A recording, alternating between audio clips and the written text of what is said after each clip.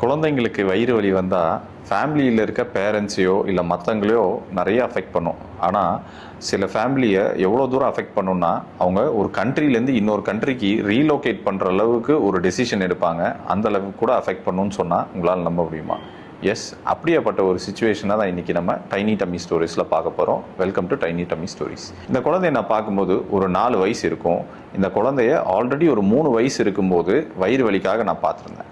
அப்போ இந்த குழந்தைக்கு சிவியராக வயிறு வலி இருக்குது அப்படின்றதுனால அல்ட்ராசவுண்ட் ஸ்கேன், சில பிளட் டெஸ்ட்லாம் பண்ணி இந்த குழந்தைக்கு கணையம் கொஞ்சம் வீக்கமாக இருக்குதுன்னு சொல்லியிருந்தேன். அதுக்குண்டான ட்ரீட்மெண்ட்லாம் பண்ணதுக்கப்புறம் அந்த குழந்தை ரொம்பவே நல்லா ஆயிட்டா. அண்ட் அதுக்கப்புறம் அந்த குழந்தை துபாய்க்கு மூவ் ஆகிட்டாங்க. 1 வருஷம் கழித்து இந்த குழந்தைக்கு திடீர்னு ஒரு நாள் சிவியராக வயிறு வலியோடு சேர்ந்து வாந்தியும் வந்தது. அதோட கொஞ்சம் மஞ்சக்காமலையும் இருந்தது. இதனால் அவங்க துபாயில் இருக்க சில டாக்டர்ஸ்களை பார்க்க ட்ரை பண்ணாங்க. ஆனால் நிறைய டாக்டர்களை பார்த்தும் வயிறு வலி சரியாகவே இல்லைன்னு சொல்லிட்டு அவங்க திடீர்னு அன்னைக்கு நைட்டே ஒரு ஃப்ளைட்டை பிடிச்சி அடுத்த நாள் காலையில் என்னோட ஓபிக்கு வந்து உட்காந்துருந்தாங்க. எனக்கு பார்க்கும்போதே ரொம்ப சர்ப்ரைசிங்காக இருந்தது. அப்போ இவங்க இந்த சுச்சுவேஷன்லாம் என்கிட்ட சொன்னாங்க. அதாவது அந்த குழந்தை அந்த 1 வருஷமாக நல்லா இருந்த அந்த குழந்தை திடீர்னு ஓவர் நைட்டில் ஒரு சிவியர் வயிறு வலி, அதோட சேர்ந்த வாந்தி, அப்புறம் கொஞ்சம் மஞ்சக்காமலை. இதுதான் அந்த குழந்தைக்கு இந்த 2 நாளில் இருந்த பிரச்சனை. ஆனாலும் இந்த குழந்தையோட வயிறு வலி ரொம்ப சிவியராக இருந்ததுனால அந்த குழந்தைக்கு இன்டாலரபிள் அப்டமன் பெயின் சொல்லுவோம். அந்த அளவுக்கு சிவியராக இருந்ததுனால அவங்க இமீடியட்டாக இங்கே இந்தியாவுக்கு கூட்டிகிட்டு வந்துட்டாங்க. இங்கே நம்ம கிட்ட வந்தோடனே இன்ஜெக்ஷன் கொடுத்து வயிறு வலியை ரிலீவ் பண்ணிவிட்டு அந்த குழந்தைக்கு ஒரு அல்ட்ராசவுண்ட் ஸ்கேன் பண்ணி பார்த்தோம். அந்த அல்ட்ராசவுண்ட் ஸ்கேனில் அந்த குழந்தைக்கு மறுபடியும் கணைய வீக்கம் இருந்ததுன்னு தெரிஞ்சுது. ஆனால் அதில் இன்னொரு விஷயம், அந்த கணையத்துக்குள்ள ஒரு கல்லும் இருந்தது.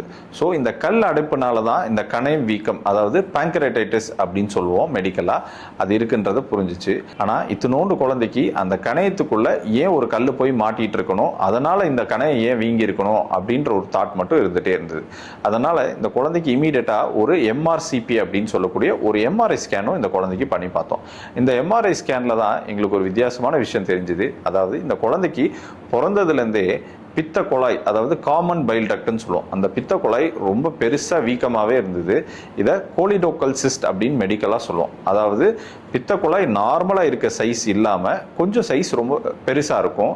இந்த சைஸ் பெருசாக இருக்கிறதுனாலே இந்த பித்த குழாயோட ஃபங்க்ஷன் அந்த அளவுக்கு இருக்காது. அதனாலேயே இந்த குழந்தைங்களுக்கு கல் அந்த இடத்துல ஃபார்ம் ஆகிறதுக்கான வாய்ப்புகள் நிறையா இருக்குது. அதன் மூலமாக நிறைய இன்ஃபெக்ஷன் வர்றதுக்கான வாய்ப்புகளும் இருக்குது. ஸோ இந்த குழந்தைக்கு கோலிடோக்கல் சிஸ்ட் அப்படின்ற கண்டிஷன் இருக்குது அப்படின்றத பேரண்ட்ஸ் கிட்ட கன்ஃபார்ம் பண்ணோம்.